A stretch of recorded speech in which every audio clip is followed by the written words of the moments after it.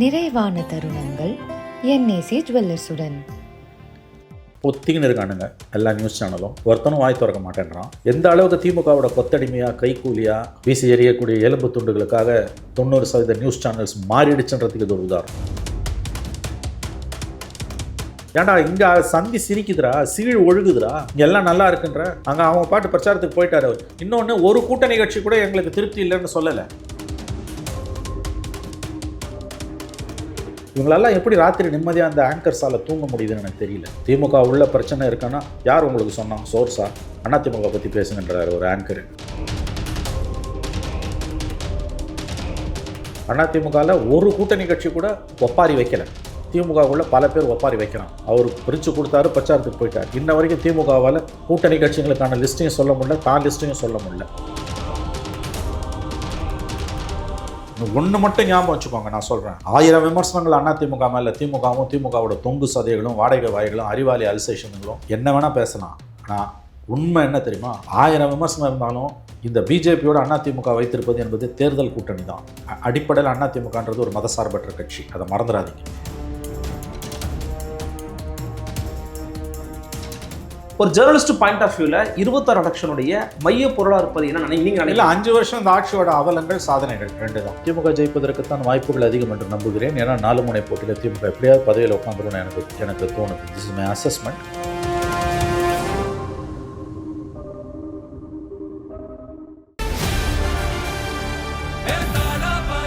மக்களுக்கு நல்லது பண்றதுக்கு அரசியலுக்கு வாங்கடா, கொள்ளை அடிக்கிறது கொலை பண்றதுக்கு கூட அரசியலுக்கு. Summer vandachu. What's your plan for this holiday? GT Holidays, South India's #1 travel brand. இப்போது புதிய அறிமுகம் ஆச்சி ஹோட்டல் சாம்பார் 50 கிராம் ரூபாய் 20 மட்டுமே. நேயர்களுக்கு அருள்மொழிவர்மனின் அன்பு வணக்கங்கள். நம்மோடு இன்று மீண்டும் இணைகிறார் மூத்த பத்திரிகையாளர் திரு மணி அவர்கள். வணக்கம் சார். வணக்கம் அருள். எப்படி இருக்கீங்க? நன்றாக இருக்கிறேன். தமிழ்நாட்டு அரசியல் ஒரு அடுத்த கட்ட நகர்வை நோக்கி கிட்டத்தட்ட நகர்ந்துருச்சு. இன்னும் 25 நாள் இருக்கும்னு நினைக்கிறேன். பரபரன்னு ஓடிக்கிட்டு இருக்கு காலம். ஒரு பக்கம் திமுக கூட்டணி கட்சியெல்லாம் உறுதிப்படுத்திட்டு சீட் ஷேரிங்கை மட்டும் இன்னும் உறுதிப்படுத்தாமல் இருக்கிறாங்க. அதிமுக ஒரு பக்கம் சீட் ஷேரிங்லாம் முடிச்சுட்டு இதான் உங்கள் தொகுதி எடுத்துகிட்டு போங்க, உங்கள் ஆளுங்களை சூஸ் பண்ணிங்க. நீ அமமுகவும் அறிவிச்சிட்டாங்க, எல்லா கட்சியும் அறிவிச்சு, பாஜக மட்டும் கொஞ்சம் யாருன்னு அறிவிக்காமல் இருக்கிறாங்க. பரப்புரை தொடக்கிறார் எடப்பாடி பழனிசாமி. ஆனால் இந்த பக்கம் இன்னும் சீட் ஷேரிங்கை அறிவிச்சாலுமே கூட யார் யாருக்கு தொகுதிங்கிறத சொல்லாமல் இருக்கிறாங்க. இது நீங்கள் வரலாறுல பார்க்கும்போது திமுக கொஞ்சம் டிலே பண்ணுற மாதிரி ஒரு ஃபீல் இருக்கா உங்களுக்கு? ஆமாம். திமுக இதுவரை சாதாரணமாக இப்படி நடந்ததில்லை. பொதுவாக அவங்க நாமினேஷனுக்கு முன்னாலே கான்ஸ்டுவன்சிஸை சொல்லிடுவாங்க. வேட்பாளர் பட்டியல் வேணால் டிலே ஆகும். தொகுதிகள் எந்தெந்த கட்சிகளுக்கு எவ்வளவு தொகுதிகள் என்பது சொல்லப்பட்டுடும். இந்த தடவை தொகுதியும் அனௌன்ஸ் பண்ணல, அவங்க கேண்டிடேட் லிஸ்ட்டும் அனௌன்ஸ் பண்ணல. நேற்று, அதாவது 27ஆம் தேதி காலையிலேருந்து திமுகவுடைய அந்த மீடியா மேனேஜ்மெண்ட் டீம்ஸ் இருக்கு இல்லையா, media manipulating teams, okay, media manipulating public narrative manipulating teams இருக்கு இல்லையா, அது யாருன்னு தெரியும். அந்த டீம்ஸ் பல social media channels, YouTube channels, news channels, அவங்களுக்கு காலையிலேருந்து மத்தியானம் வருது, சாயங்காலம் வருது, நைட்டு 9:45 லிஸ்ட்டு வருதுன்னு சில சேனல்ஸ் ப்ரீமியர் பண்ணி வச்சுருந்தாங்க. கவுண்ட் டவுன் பிகின்லாம். ஆமாம், நான் கூட உட்காந்து பார்த்துட்டு இருந்தேன். அப்புறம் பார்த்தா ஒன்றுமே வரல. ஸோ நேரம் விரயமானதான் மிச்சம். வழக்கமாக திமுகவில் அப்படி நடக்காது. நான் பார்த்த திமுகவில் இப்படி நடக்காது. அதுவும் அந்த காலத்தில் உங்களுக்கு இந்த மாதிரி சோஷியல் மீடியா ப்ரெசன்ஸ் இல்லாதப்ப இழுபறி ஆகுதுன்னு போது தெளிவாக சொல்லிடுவாங்க, இன்றைக்கி வருதுங்க அப்படின்றவாங்க, அன்றைக்கி வந்துடும். டெக்னாலஜி எவ்வளோ விஷயம் வளர்ந்தாலும் விஷயம் ஒன்று தான் அடிப்படையில். நீங்கள் சோஷியல் மீடியா காலத்தில் இருந்தாலும், வெறும் டெலிவிஷனு பேப்பர் இருந்த காலத்தில் இருந்தாலும் சப்ஸ்டன்ஸ் ஒன்று தான். என்னைக்கு லிஸ்ட்டு போட போகிறன்றது தான் சப்ஸ்டன்ஸ். அது இன்றைக்கி மத்தியானம் வந்துருங்கன்னா மத்தியானம் வந்துடும், சாயங்காலம் வரும்னா சாயங்காலம் வந்துடும். வேணால் சாயங்காலன்றது ராத்திரி ஆகலாம், 5 மணின்றது 7 மணி ஆகலாம், மொழியை வந்துடும். வராமலே தள்ளி போகாது. என்ன காரணம்னா ஓவர்லேப் ஆகுது. 2 விஷயம். கூட்டணி கட்சிகளுக்குள்ள ஓவர்லேப். தேமுதிகவும் விசிகாவும் கேட்குற தொகுதிகள் ஓவர்லேப் ஆகுது, காங்கிரஸ் திமுக கேட்குற தொகுதிகள் ஓவர்லேப். இது ஒன்று. 2வது விஷயம், திமுகவுக்குள்ள கேண்டிடேட்ஸ் செலெக்ஷனில் ஏகப்பட்ட பிரச்சனை ஓடிக்கிட்டு இருக்குது. அதுவும் உண்மை. இதுவரை வரலாறு காணாத பிரச்சனையாக ஓடிட்டு இருக்குது. இன்றைக்கி திமுகவில் அதிகாரம் கட்சிக்கிட்ட இருக்குது அப்படின்றதுனால தலைமை சொல்கிறத கேட்டுக்கிட்டு அமைதியாக இருக்காங்க. அதிகாரம் இல்லைன்னா இது வெடித்து சதிரிடும். Mark my words. அது உள்ளுக்குள்ளே ஒரு செயற்கையான ஒற்றுமை. மீடியாவை கம்ப்ளீட்டாக கையில் வச்சுருக்கிறதாலையும், நெரேட்டிவை கண்ட்ரோல் பண்ணுறதாலையும் இவங்க இதை மேனேஜ் பண்ண முடியுது. அது தொகுதி பங்கீட்டில் மட்டும் இல்லை, இந்த வேட்பாளர் அறிவிப்பிலுமே இப்போ இருக்கக்கூடிய அந்த ஒரு தேக்க நிலை என்பது அதிகாரம் கையில் இருக்கிறதால தான் அடங்கியிருக்காங்க. இல்லைன்னா அது கலகம் வெடிக்கும். எனவே அது ஒரு பக்கம். இன்னொரு பக்கம் நாளை லாஸ்ட் நாள் 30ஆம் தேதியிலேருந்து நாமினேஷன் ஸ்டார்ட் ஆகுது. இந்த முறை 4 நாட்கள் தான் வந்து நாமினேஷன். Yes. இல்லை நடுப்புற குறைவான நாட்கள் நினைக்கிறேன்ல. குறைவான நாட்கள். மகாவீர் ஜெயந்தி வருது, குட் ஃப்ரைடே. அதனால் திங்கள், அப்புறம் புதன், அப்புறம் வியாழன், அப்புறம் சனி, 4 நாள் தான். ஸோ புதன்கிழமை கூட நாள் இருக்குது, புதன்கிழமை வரைக்கும், வியாழக்கிழமை, சனிக்கிழமை வரைக்கும் கூட நாள் இருக்குது. பட் ஒரு நிச்சயமற்ற தன்மை வந்துடும். பெரிய கட்சிகள் அதை அலோவ் பண்ண முடியாது. காங்கிரஸில் வேணால் அந்த லிஸ்ட்டு விட்டுறதுக்கு சனிக்கிழமை வரைக்கும் எடுத்துன்னு போவானுங்க, அது நடக்கும். இது அங்கே என்ன நடக்க போகுதுன்னு தெரியல. ஸோ எப்படி பார்த்தாலும் இது வந்து திமுகக்குள்ள ஒரு வரலாறு காணாத ஒரு தேக்க நிலை, ஒரு நிச்சயமற்ற தன்மை இருக்குது. கூட்டணி கட்சிகளை இவ்வளோ பேரை உள்ள கொண்டு, அதாவது ஒரு கட்சியால் வந்தது இது. என்னன்னா இவ்வளவு பேர் இருக்கிறதுனால இந்த இழுபறி இருந்திருக்கலாம்ல. இது வந்து அவ்வளவு நம்ம குறிப்பிட்டு காட்டப்பட வேண்டிய ஒரு இழுபறியான்னு கேட்குறேன். கண்டிப்பாக. ஏன்னா வந்து வாக்கு வங்கியே இல்லாத ஒரு கட்சியை உள்ள கூட்டு வந்ததோட விளைவு. வாக்கு வங்கி இருந்து கூட்டு வந்தால் கூட பரவாயில்ல. வாக்கு வங்கியே இல்லாத ஒரு கட்சியை எதற்காக கூட்டு வந்தார்கள் என்பது அவர்களுக்கே வெளிச்சம். தூக்கி சொலையா ராஜ்யசபா சீட்டு கொடுத்தாச்சு, அது பிஜேபி கொடுத்த சீட்டு. பிஜேபிக்கு திமுக ஒரு சீட்டை கொடுத்துருக்குது. இந்த பக்கம் வந்து லோக்கலில் வந்து தேமுதிகவோட ஓவர்லேப், விசிகாவோட ஓவர்லேப் ஆகுது. காங்கிரஸோட சிக்கல் ஓடிட்டு இருக்குது. ஜோதிமணியோட ட்வீட் எல்லாம் பார்த்தோம். இதை தாண்டி வந்து உங்களுக்கு கண்டிப்பா திமுக உள்ள வேட்பாளர் பட்டியலில் சிக்கல்கள் ஓடிட்டு இருக்குது. சரி செய்யப்படும். அதிகாரம் கையில் இருக்குது. செங்கோல் முன்னால சங்கீதம் வேலைக்கு ஆகாதுன்னுவாங்க. செங்கோல் கையில் இருக்கிறதால் எல்லாரும் அடங்கி இருப்பாங்க. செங்கோல் சரிந்தால் வெடித்து சிதறும். குறிப்பா இப்போ அமைச்சர் சிவசங்கர் கூட நேற்று ஒரு இடத்துல பேசுகிற போது ஊடக சந்திப்பில் சொல்றாங்க, தேமுதிக வந்து ஒரு எதிர்க்கட்சி அந்தஸ்தில் இருந்தவங்க, நாங்கள் அவங்களுக்கு கொடுக்க வேண்டிய மரியாதையை கொடுக்குறோம். சிபிஎம்முக்கோ விசிகாவுக்கோ எந்த விதமான மனக்கசப்புகளும் இல்லை, வெளியில் இந்த மாதிரி தொடர்ச்சியாக பேசிக்கிட்டே இருக்கீங்க அப்படிங்கிற ஒரு ஸ்டேட்மெண்ட்டை கொடுக்குறாருல, அது ஏற்றுக்கொள்ளும்படியான ஒரு வாதமாக அப்படி பேசுறதால தான் அவர் திமுகவில் மந்திரியாக இருக்கார். அப்படி பேசாமல் இல்லைங்க உண்மைதாங்க, வெளியில் பேசுகிற மாதிரி உள்ளுக்குள்ள சிக்கல் இருக்குன்னா அவர் மந்திரி இல்லை, எந்திரியாக இருப்பார்.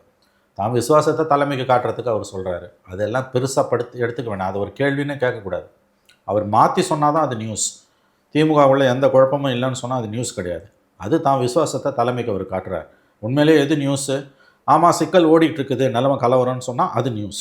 அப்போ எது நியூஸ் இல்லையோ அதை நம்ம பேசுவது நமக்கு புத்தி இல்லை, நியூஸ் சென்ஸ் இல்லைன்னு அர்த்தம். இல்லைனா நீங்கள் சொல்லக்கூடிய அந்த கருத்து முரணோ அல்லது கொள்கை முரணோ இருக்குது அப்படின்னு எடுத்துக்கிறோமே. எனக்கு என்ன ஒரு ஆச்சரியமாக இருந்துச்சுன்னா, புதுச்சேரியில் தனித்து போட்டியிடுகிறது விசிக, ஆனால் இங்கே வந்து கூட்டணியில் போட்டிடுறேன்றாங்கல்ல. இந்த மாதிரி போட்டியிடுவது அப்படிங்கிறது அவங்களுக்குள்ள இருக்கக்கூடிய அந்த மோதலின் வெளிப்பாடு எடுத்துக்கலாமா?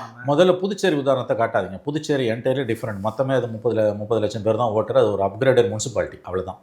புதுச்சேரி இது உள்ளே கொண்டு வந்து சேர்க்காதீங்க. கடந்த காலங்களையும் எவ்வளவோ நடந்திருக்குது. புதுச்சேரி கம்ப்ளீட்டாக ரேடார்லேருந்து தூக்கி எரிஞ்சிடுங்க. புதுச்சேரியை உதாரணமாக வச்சு எந்த கேள்வியும் கேட்காதீங்க. அப்போ எது வெளிப்பாடு உங்களுக்கு உள்ள முரண்டு இருக்கிறதுக்கான வெளிப்பாடு? இவ்வளோ நாள் கூட்டணி வந்து சீட் ஷேரிங்கை வந்து சீட்ஸ் ஐடென்டிஃபை பண்ணாமல் இருக்கிறது ஒரு அறிகுறி. ரெண்டாவது, அவங்க விசிகா தொண்டர்கள் அவங்களோட சமூக வலைதள பதிவுகள், தனிப்பட்ட முறையில் ஜேர்னலிஸ்டாக நீங்கள் பேசும்போது முழு பூசணிக்காவை சோத்தில் மறைக்க முடியாது. அது ஒரு அளவுகோல். இவங்க எல்லாம் ஒருத்தர் விட்டு ஒருத்தர் வெளில போக மாட்டாங்க. இன்றைக்கோ நாளைக்கோ செட்டில் ஆகிடும். இன்றைக்கி சாயங்காலம், இன்றைக்கி என்ன தேதி 28, இன்றைக்கி சாயங்காலம் 8 மணி 9 மணி 10 மணிக்குள்ளே செட்டில் ஆகிடும், நாளைக்கு செட்டில் ஆகிடும். That's not the issue. But இந்த அளவுக்கு கடந்த காலங்களில் அது போனது கிடையாது. அதைத்தான் நம்ம இப்போ பேசுகிறோம். எல்லாரும் என்ன பேசுனாங்க, அதிமுகக்குள்ள கூட்டணி நெருக்கடி, 60 சீட்டு கொடுத்துருவாரு, 70 சீட்டு கொடுத்துருவாரு, பாஜக பாசிச பாஜக அதிமுகவை விழுங்கிடுச்சு, கூட்டணிக்குள்ள ஏகப்பட்ட சிக்கல், டெல்லிக்கு போயிட்டு வராரு, 365 நாள் 24 மணி நேரமும் அதிமுக உள்வகாரத்தையே நோண்டுன்னு பேசினானுங்க. ஏன்னா 366 நாள் இல்லை அதையும் பேசியிருப்பானுங்க. இன்றைக்கி முகத்தில் கறி அள்ளி பூசிட்டு எடப்பாடி பிரச்சாரத்துக்கு போயிட்டாரு. பொத்தின்னு இருக்கானுங்க எல்லா நியூஸ் சேனலும். ஒருத்தனும் வாய் திறக்க மாட்டேன்றான். எந்த அளவுக்கு திமுகவோட கொத்தடிமையாக கைக்கூலியாக வீசி எறியக்கூடிய எலும்பு துண்டுகளுக்காக 90% நியூஸ் சேனல்ஸ் மாறிடுச்சுன்றதுக்கு இது ஒரு உதாரணம். 90%, 10% இன்னமும் வந்து உயிர்ப்போடு இருக்கு, நான் ஒத்துக்கிறேன். அப்போ இந்த அறிவாலய கைக்கூலிகள் இருக்காங்கல்ல, பெய்டு மவுத்ஸ், ஜேர்னலிஸ்ட்ன்ற போர்வேல நரேட்டிவ் செட் பண்ணுறது, அவங்கெல்லாம் இதுக்கு என்ன பதில் சொல்கிறாங்க? நேற்று கூட உட்காந்து அதிமுகவை தான் பேசுகிறானுங்க. ஏன்டா இங்கே சந்தி சிரிக்குதுரா, சீழ் ஒழுகுதுரா, இங்கே எல்லாம் நல்லா இருக்குன்ற. அங்கே அவங்க பாட்டு பிரச்சாரத்துக்கு போயிட்டாரு அவர். இன்னொன்று, ஒரு கூட்டணி கட்சி கூட எங்களுக்கு திருப்தி இல்லைன்னு சொல்லலை. சொல்கிறாங்க நாங்கள் சிரித்து கொண்டே அழுகிறோம். சிவாஜி அவர் சிரிச்சுன்னே அழுவார். அவர் அது பேசணும் சொல்லிட்டாரு, எங்களுக்கு திருப்தி இல்லைன்ட்டாரு. மனசாட்சி நாங்கள் வந்து வேதனையோடு இருக்கின்றதை திரும்ப பல விதங்களில் வெளிப்படுத்திட்டாரு. உண்மை. ஆனால் அதிமுகவோ அமமுகவோ பிஜேபியோ பாமக யாராவது ஒருத்தராது எங்களுக்கு இந்த டீலில் திருப்தி இல்லை வாசனம் சொன்னாங்களா? சொல்லலையே. அப்போ எந்த கூட்டணியில் ஒற்றுமை இருக்குது? கண்ணு முன்னால் சீழ் ஒழுகுது, திமுக கூட்டணியில் சீழ் வழியுது, புறையோடி போய் சீழ் வழியுது. அதை ஒருத்தரும் பேச மாட்டேன்றான். இப்போயும் அதிமுகவே போய் நோண்டின்னு இருக்கான். ஆகவே இது எந்த அளவுக்கு வந்து மீடியா நெரேட்டிவை திமுக கண்ட்ரோல் பண்ணுது, தமிழ்நாடு வரலாறுல இல்லாத அளவுக்கு மீடியாவை வந்து திமுக கண்ட்ரோல் பண்ணுது. எலெக்ஷன் டைம்லேயாவது முதுகெலும்போட இந்த மீடியா மீண்டு எழுன்னு நம்ம நினச்சோம். 2006-11 ஜனவரியில் இப்படி தான் வந்தது, மீண்டு எழுந்தாங்க. ஜூனியர் விகடன் அன்றைக்கி இந்த ஜாஃபர் சேட்டை பற்றி ஒரு கவர் ஸ்டோரி போட்டான். அன்றைக்கி இந்த ஏடிஜிபி இன்டெலிஜென்ஸை பற்றி அப்படியே மாறுச்சு. இன்னமும் மாடல் கோட் ஆஃப் கான்டக்ட் வந்து 2 வாரம் ஆகும். இன்னமும் திமுக கொத்தடிமையாக தான் 90% அச்சு ஊடகமும் காட்சி ஊடகமும் இருக்கும். அதில் தேசிய ஊடகங்களோட தமிழ்நாடு கிளைகளும் அப்படி தான் இருக்கும்னா இதை விட வெக்கக்கேடு ஏதாவது உண்டா? இவங்களெல்லாம் எப்படி ராத்திரி நிம்மதியாக அந்த ஆங்கர்ஸால் தூங்க முடியுதுன்னு எனக்கு தெரியல. திமுக உள்ள பிரச்சனை இருக்குன்னா யார் உங்களுக்கு சொன்னா? சோர்ஸா? அதிமுக பற்றி பேசுங்கன்றாரு ஒரு ஆங்கர். இவங்கெல்லாம் ராத்திரியில் எப்படி நிம்மதியாக தூங்குறாங்க? மனசாட்சியை எப்படி இவ்வளோ தூரம் அடகு வச்சுட்டு நீ வாழ்கிற? உன் மனசாட்சி உன்னை குத்தலையா? நீ எவ்வளோ ஒரு கேவலமான காரியத்தை பண்ணிட்டு இருக்க? மக்கள் பார்க்குறாங்களே உங்கள் முகத்தில் காரி உமிழ்வாங்கன்ற அந்த லஜ்ஜையே இல்லாமல் போச்சு. நீ சமமாக பேசு. கண்ணு முன்னால் facts are staring at your face. அதிமுகவில் ஒரு கூட்டணி கட்சி கூட ஒப்பாரி வைக்கலை. திமுகவுக்குள்ள பல பேர் ஒப்பாரி வைக்கிறான். அவர் பிரித்து கொடுத்தாரு, பிரச்சாரத்துக்கு போயிட்டார். இன்ன வரைக்கும் திமுகவால் கூட்டணி கட்சிகளுக்கான லிஸ்ட்டையும் சொல்ல முடியல, தான் லிஸ்ட்டையும் சொல்ல முடியல. இதில் எந்த கூட்டணியில் வந்து ஒற்றுமை இருக்குது, எந்த கூட்டணியில் ஒற்றுமை இல்லை? நல்லதோ கெட்டதோ அலங்காரம் பண்ணிங்கன்னா அவர் பிரச்சாரத்துக்கு போயிட்டார். தோக்குறாரு, ஜெயிக்கிறார். 2வது வந்துட்டேன். உங்கள் கூட்டணியில் சீல் வழியுத ஒப்பாரி வச்சுன்னு இருக்காங்களே ஒவ்வொருத்தரும். இதை பற்றி பேச மாட்டீங்களாடா? அப்போ எந்த அளவுக்கு இவங்க மக்களை வந்து முட்டாளாக இந்த 90% சேனல்ஸ் நினைக்கிறாங்க. அதில் எனக்கு என்ன ஒன்றுனா, நீங்கள் சொன்ன மாதிரி நிறைய பேர் வந்து அதிமுகவே கிட்டத்தட்ட பாஜக அடகு வச்சுட்டாரு, 50 சீட்டு கொடுத்துருவாரு, எல்லாமே முடிஞ்சு போச்சுன்னு சொன்னாங்க. பட் அவங்கள வந்து 27ல் கண்டெயின் பண்ணியிருக்கிறாரு. அஃப்கோர்ஸ் அவங்க மற்றவங்க சில பேர் இப்போ தாமரை நின்னாலுமே கூட அரௌண்ட் 30-31 வந்துருது. பட் அந்த கண்டெயின் பண்ணதில் எடப்பாடி ஸ்கோர் பண்ணிட்டாருன்னு எடுத்துக்கலாமா அல்லது எதிர்பார்த்த ஒன்று தானா? இல்லை, ஸ்டோர் பண்ணிட்டேன். நான் எதிர்பார்க்கல, சக்கம்பாயிடுவார்னு நினச்சேன். ஓகே, ஸ்கோர் பண்ணிட்டார். தோக்கலாம் ஜெயிக்கலாம் இவ்வளோதான்ட்டார். என்னென்னமோ சொன்னாங்க எடப்பாடியை பார்த்து. திருப்பரங்குன்றம் அதெல்லாம் கொடுக்க போகிறாங்க. திருப்பரங்குன்றத்தில் கரெக்டான திருப்பரங்குன்றம் பிஜேபி தோற்றுருவாங்க. தோத்துட்டான்னா பிஜேபிக்கு அது மகிழ்ச்சி. திருப்பரங்குன்றத்தை இவங்களுக்கு கொடுத்தது. ஏன்னா ஆர்எஸ்எஸ்ஸை ஓப்பனாக ஆர்எஸ்எஸ் புலம்புறான்.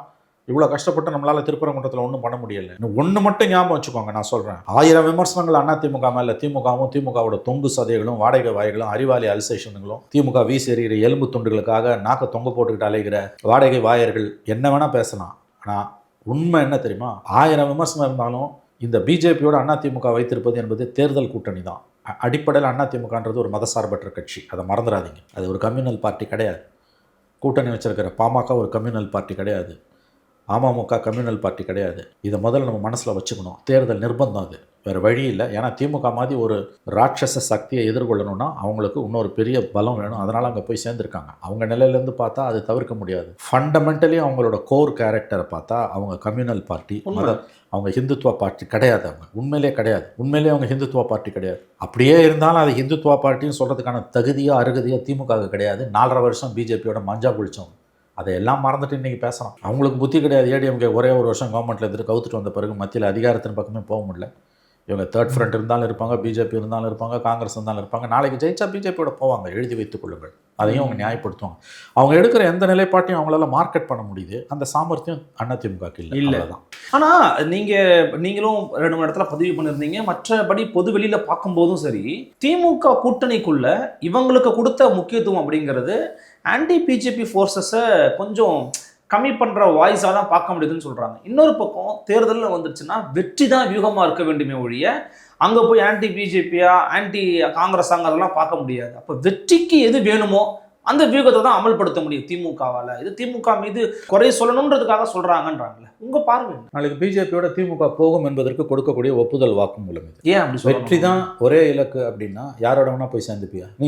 நீ உனக்கு 200 சீட்டு ஜெயிக்க முடியும் பிஜேபியோட ஒரு சாத்தியக்கூறு இருக்குன்னு ஒரு வாதத்துக்கு வைத்துக்கொள், போய் சேர்ந்துருவியா? தெரியல. இன்னைக்கு இந்த தேர்தல் 5 ஆண்டுகளுக்கு ஒரு முறை வந்து போகிற தேர்தல் அல்ல. இது டெல்லிக்கும் தமிழ்நாட்டுக்குமான தேர்தல், அதாவது ஹிந்துத்துவாக்கும் தமிழ்நாட்டுக்குமான தேர்தல். நீ தான் சொல்கிற. அப்படி நீங்கள் சொல்லிவிட்டு பிஜேபியோடு போவதற்கு 100% வாய்ப்புள்ள ஒரு கட்சியை, இது வரைக்கும் பிஜேபியை எந்த விஷயத்துலையும் எதிர்த்து பேசாத ஒரு கட்சியை உங்களோட சந்தித்து உங்களை கூட பேசி கூட்டணியில் சேர்கிறதுக்கு 12 மணி நேரம் முன்னால் வரைக்கும், 24 மணி நேரம் முன்னால் வரைக்கும், 36 மணி நேரம் முன்னால் வரைக்கும் பிஜேபியோட பேசிக்கிட்டு இருந்த ஒரு கட்சியை நீ கொண்டு வந்து சேர்த்துருக்க. சொலையாக ஒரு ராஜ்யசபா சீட்டை கொடுத்துருக்கீங்க. அவர்கள் நாடாளுமன்றத்தில் முக்கியமான எந்த மசோதா வந்தாலும் என்டிஏவுக்கு ஆதரவாகத்தான் வாக்களிப்பார்கள் என்பதில் ஒரு குழந்தைக்கு கூட சிறு ஐயமும் கிடையாது. இது எல்லாரையும் விட உங்களுக்கு நல்லா தெரியும். இது எல்லாரையும் விட திமுகவுக்கு ரொம்ப நல்லா தெரியும். நம்ம எல்லாரையும் விட திமுகவுக்கு நல்லா தெரியும். தெரிஞ்சு தான் கொடுக்குறாங்க. இன்னொரு பக்கம் மதசார்பற்ற சக்திகளை அப்படியே நீங்கள் வந்து பலவீனப்படுத்திக்கிட்டே இருக்கீங்க. இந்த எலெக்ஷனில் திமுகவோட பிஹேவியரில் இருக்கக்கூடிய ரொம்ப முக்கியமான ஒரு விஷயம், கம்ப்ளீட்டாக damaging the opposition, that to pure secular forces.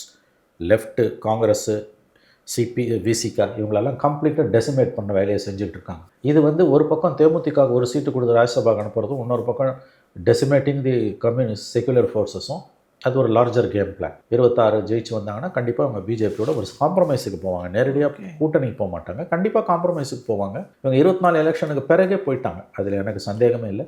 Rajnath சிங்கை கூட்டு வந்து கருணாநிதி நாணயம் வெளியிட்டது number 1, that is number 1. NDC மீட்டிங்கில் போய் முதலமைச்சர் கலந்துக்கிட்டது அது 2. நம்பர் 3 அதானி வந்து முதலமைச்சரை வீட்டில் பார்த்தது. இது எல்லாமே வந்து 24 தேர்தலுக்கு பிறகு 4 மாதங்கள் நடந்தது. ஸோ அப்பயே இதை நாங்கள் விஷயம் தெரிஞ்சவங்களுக்கு அது தெரியும். காங்கிரஸ் ஹைகமாண்டுக்கு இது நம்மளோட நல்லா தெரியும். இப்போ வரைக்கும் பண்ண முடியலையே சார். அதுதான் இடி ஏன் பண்ணல. இவங்க நேருவோட குற்றச்சாட்டுகளில் 10ல் 1 பங்கு குற்றச்சாட்டுக்கு உள்ளானவங்கள காங்கிரஸ் லீடர்ஸை பிடிச்சி உள்ளே போடுற. இன்ன வரைக்கும் பதவியை விட்டு இறங்கி 3 வருஷம் ஆகுது. சத்தீஸ்கர் முதலமைச்சர் பூபேஷ் பகல், அவங்க ஃபேமிலி இன்ன வரைக்கும் வேட்டையாடுற இடி.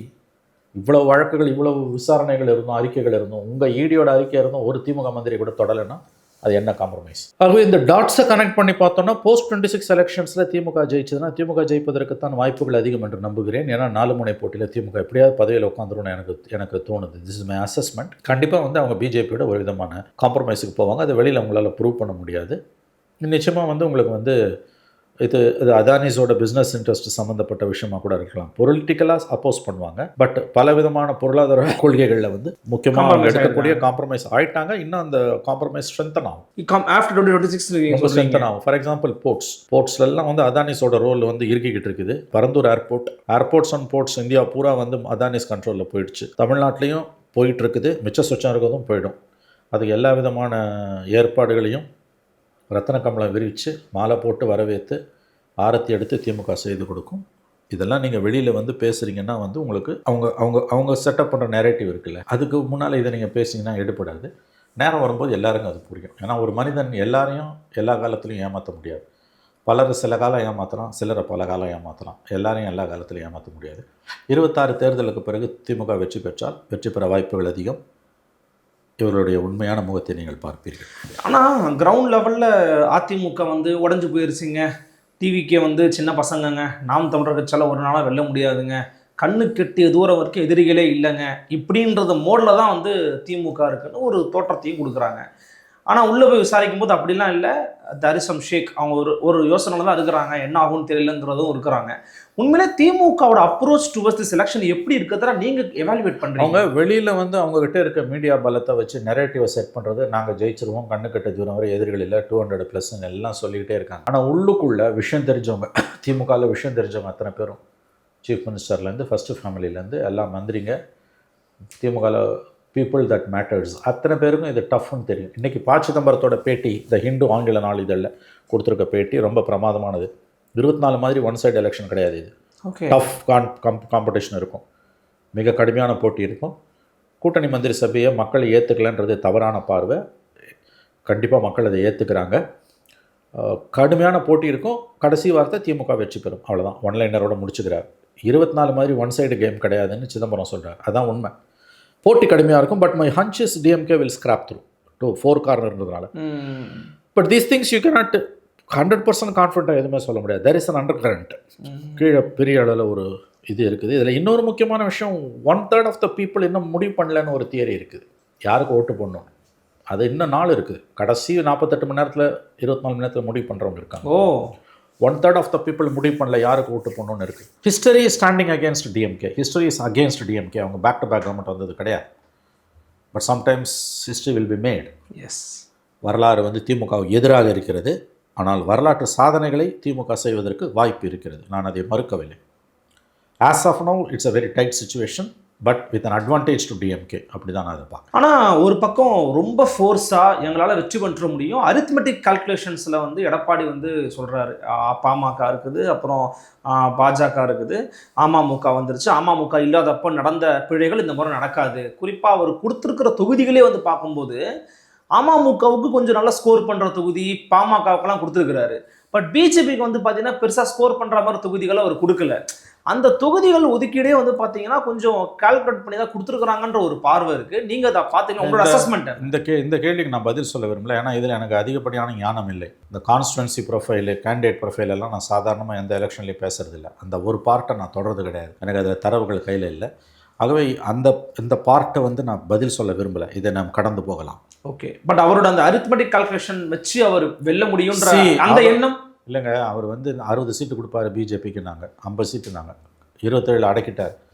அந்த 5 சீட்டு அமமுகலாம் தாமரை தொகுதியில் கொடுத்ததெல்லாம் பார்த்தீங்கன்னா அவ்வளோ ஒன்றும் சோபிக்கிற மாதிரி இல்லை கிடையாது. ஸோ அதனால் நம்பர்ஸில் க்ரன்ச் பண்ணிட்டார், பிஜேபியை க்ரன்ச் பண்ணிட்டார். பிரச்சாரத்துக்கு போயிட்டாருங்க அவர். ஸ்டாலின் என்ன பிரச்சாரத்துக்கு போகல. 180 வந்து ஃபர்ஸ்ட் ரவுண்டே முடிச்சுட்டாரு, செகண்ட் ரவுண்டே போயிட்டு இருக்காருங்க. நல்லதாக கெட்டதாக அவர் போட்டாருங்க. தோக்கிறதுக்கு தயாராக தான் இருக்கார் அவர். இவங்க தோக்கிறதுக்கு தயாரான்னு தெரியல. ஏன்னா இவங்க காலத்துக்கும் இந்த தடவை இல்லை, நிரந்தரமாக திமுக ஆட்சின்னு பேசுகிறாங்க. அதில் என்ன ஒரு கட்சி நம்பிக்கை தானே. பகுத்தறிவாளன் வாயிலேருந்து நிரந்தரன்ற வார்த்தை வருமா? ஓகே, இது பெரியார் வழி வந்த அரசு. நீங்கள் மூச்சுக்கு 300 தடவை சொல்கிறீங்கல்ல.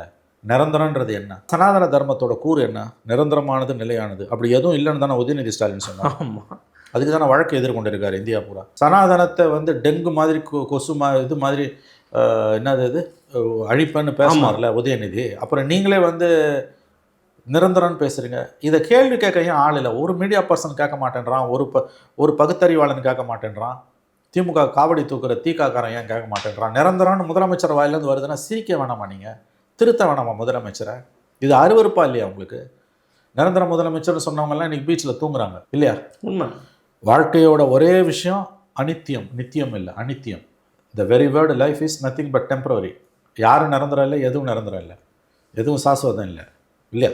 உண்மை. அப்போ நான் நிரந்தரம்னு ஒருத்தர் சொல்கிறாங்கன்னா அது அபத்தமானது இல்லையா? அந்த இடத்துல கரெக்ட் பண்ணணும்ல. அது எதுலேருந்து வருது? என்னை தவிர எவனும் ஆளக்கூடாது, என்னை தவிர எவனும் வாழக்கூடாதுன்ற அந்த சுயநலத்துலேருந்து தானே வருது.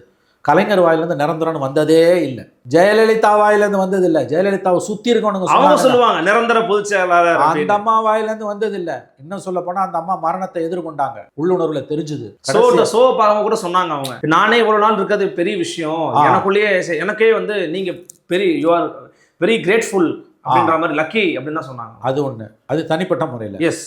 ஆகஸ்ட் 2016 செப்டம்பரில் அட்மிட் ஆகிறாங்க, டிசம்பரில் இறந்துறாங்க. கடைசியாக அசம்பிளியில் உட்காந்துட்டு பேசும்போது சொன்னது, எனக்கு பிறகு 500 ஆண்டுகள் அதிமுக இருக்கும்னாங்க. எனக்கு பிறகுன்னு பேசுகிற தைரியம் அவங்களுக்கு இருந்தது இல்லை.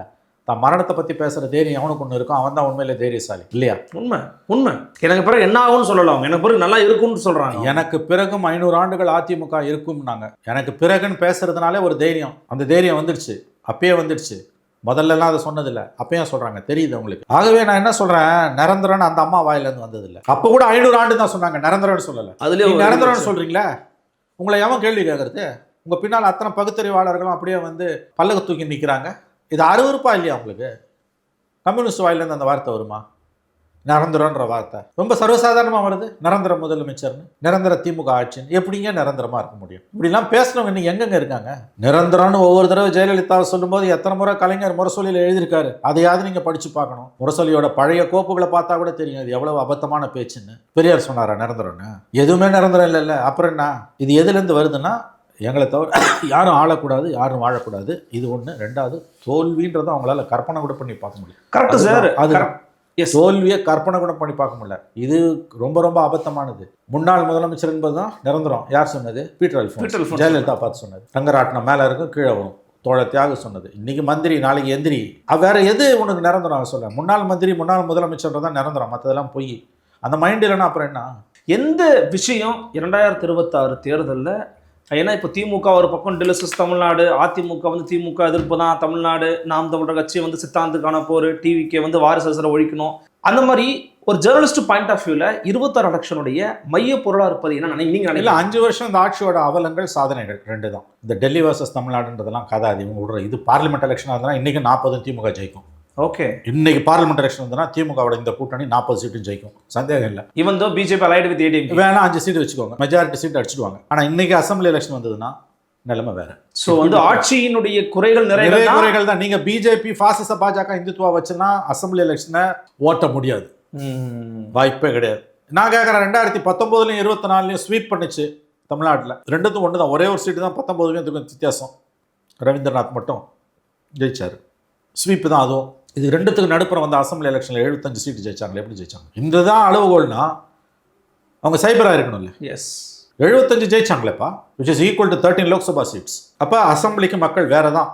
2004 40 சீட்டு திமுக கூட்டணி, ஜெயலலிதா சைபர். 2 வருஷத்துல இந்த எலெக்ஷனில் 61 சீட்டு ஜெயிச்சாங்க. 61 61 ஜெயிச்சாங்க. திமுக 2006 என்ன ஜெயிச்சது? 2004 40 ஜெயிச்ச திமுக கூட்டணி, அதே கூட்டணி 2006 96 தானே கலைஞரால் ஜெயிக்க முடிஞ்சு. அப்போ ஒன்று தோத்துருவீங்க, இல்லை மைனாரிட்டி கவர்மெண்ட் ஆகிடும். பார்லிமெண்ட் அசம்பிளிக்கு எப்பயுமே ரெப்ளிகேட் பண்ணாதீங்க. ரெண்டுமே வெவ்வேறு தான். ரெண்டும் வெவ்வேறு. தமிழ்நாட்டு மக்கள் ரொம்ப புத்திசாலி.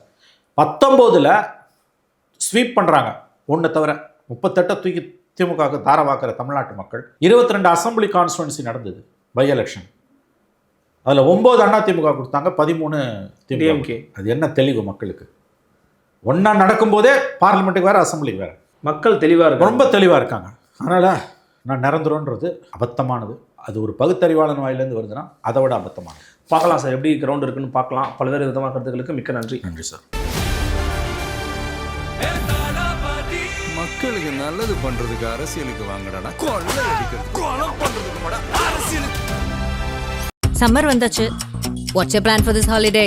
GT Holidays, South India's #1 travel brand. இப்போது புதிய அறிமுகம் ஆச்சி ஹோட்டல் சாம்பார் 50 கிராம் ரூபாய் 20 மட்டுமே.